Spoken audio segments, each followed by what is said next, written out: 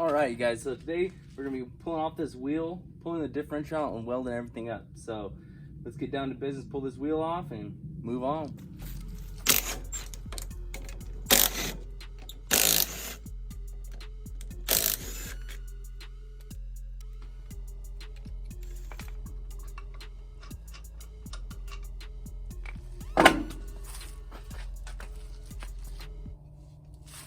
Alright, go ahead and just pull your disc off. You may use the threaded bolts here to push it out a lot easier.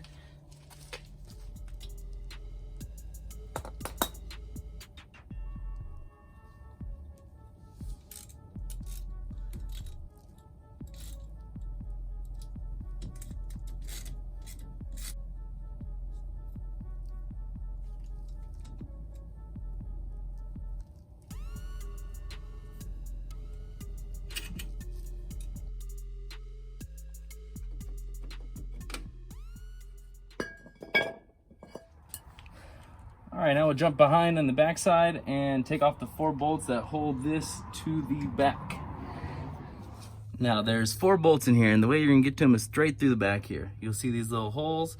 You'll be able to throw a socket on there and just rip those out.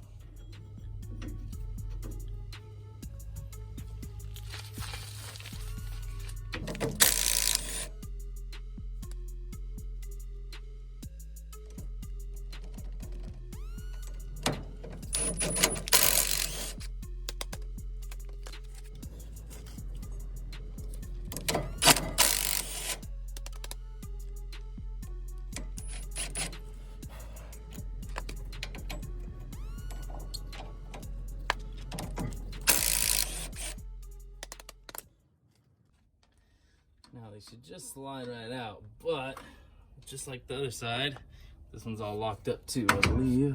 Let's see if this trick works again.